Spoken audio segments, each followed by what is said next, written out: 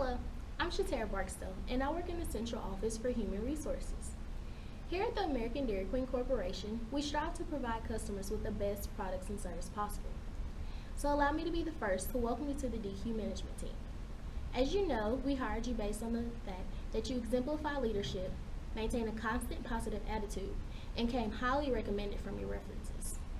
Since we are all on the same team now, we would like to offer you some training other DQ managers had the pleasure of receiving.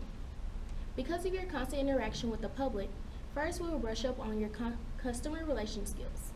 Secondly, at any given time you will be in charge of between 15 to 30 crew members, so we'll explain various approaches to employee discipline.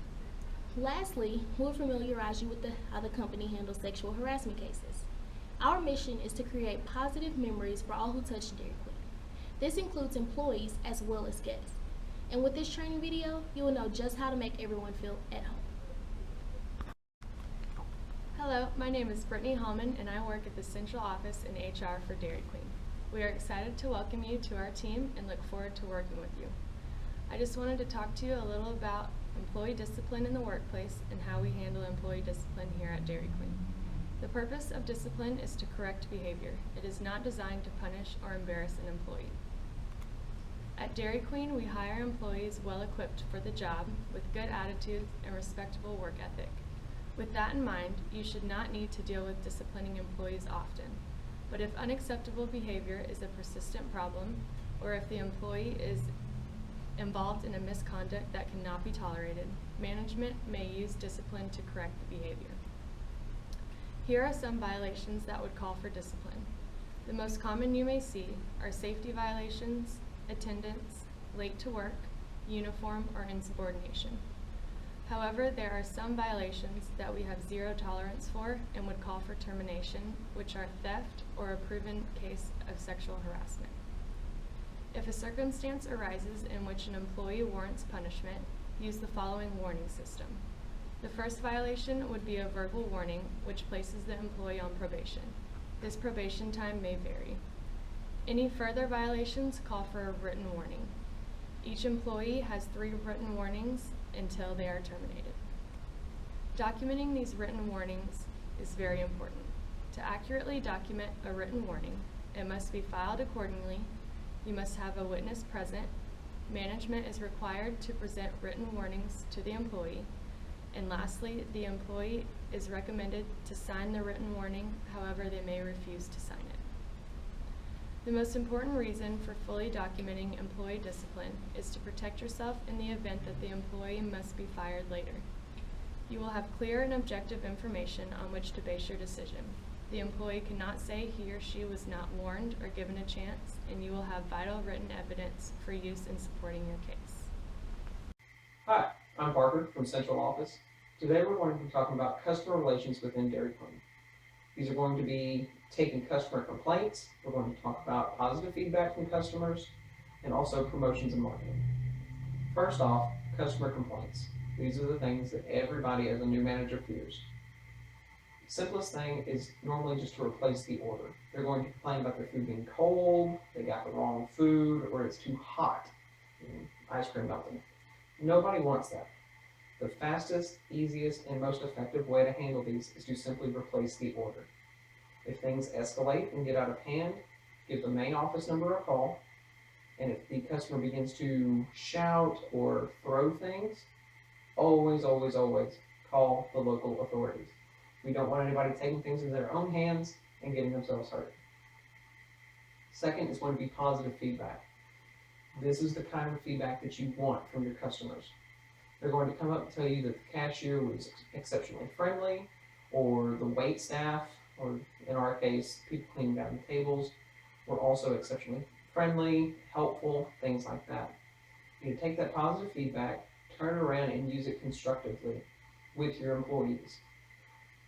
If they're getting so much positive feedback, you need to acknowledge it. Give them a gift card, an extra day off, something along these lines. And that way they are rewarded for their extra effort.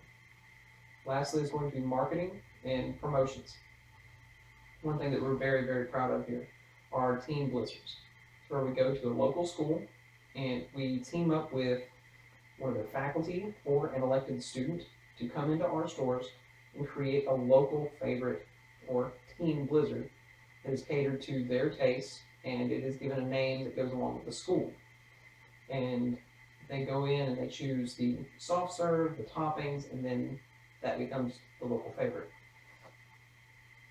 Second is going to be radio spots, going on to the local radio stations, getting the name out there, and letting people know where your location is, what kind of deals you have, things of that sort. Also, local deals and giveaways. You're going to have so much leeway to create your own combo meals and special promotional meals to go along with each store. And the local giveaways, you can have, again, get the radio crew out there, get other local small businesses involved. Better yet, have them be the ones giving things away at your location. This is going to do an amazing job at getting customers to come into your door and buy product. Thank you, and good luck in your career.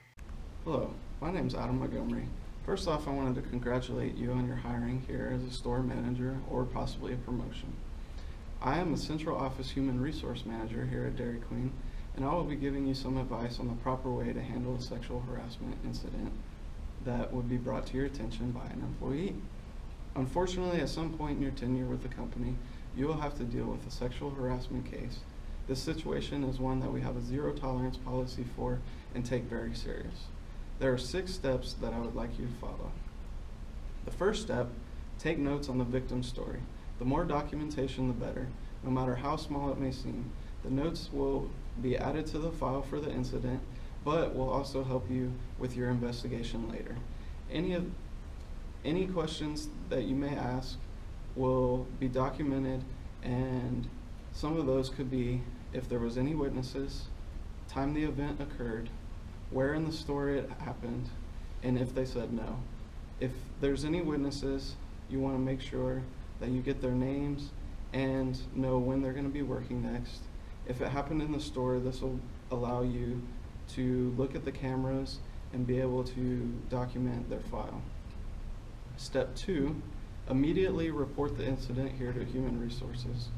We want to have our own copy here so that if anything happens at the store, there's backup information and it gets filed in the company records.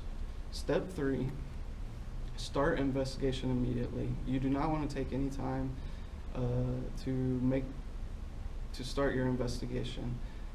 You want to go and question any of the individuals named that could have been witnesses. Also, you want to question the accused individual.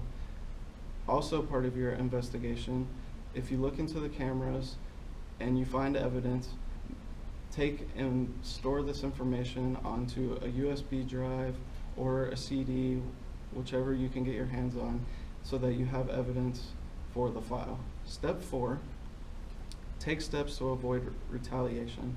The victim has already been through a traumatic experience, so you don't want to make them feel victimized even more. Also, retaliation is against the law, so this unfortunately is also to protect our company. Ways to make a victim feel like they've been a part of retaliation would be isolating them, not allowing them to work, anything along those lines. Also, part of the retaliation, you don't want these individuals to work together or work on the same shift. If this is going to be a problem, the accused individual should be suspended until further notice. On step 5 is the step to take action. If there's video proof or the evidence is overwhelming and the witnesses' accounts are complete and clear, then the proper step would be to fire the individual. If the evidence is not as clear, you may want to call up here to Human Resources, and we can talk you through the steps, and the action that may be taken then would be to not work these individuals on the same shift together, possibly a coaching of the accused individual to let them know that what they're doing actually is sexual harassment, because oftentimes they don't even know that they're doing it. And when you do take this situation or take this action, you want to make sure that whatever action's taken is also sent to human resources so we can add it to the file. And the last step is be consistent. You want your employees to know that if they come to you, you will have the same action taken no matter if they're the best employee or if they're the least favorite employee of the business. And you want them to know that when they do come to you, action is going to be taken immediately. This is very key so that they feel safe and that everybody in the workplace feels safe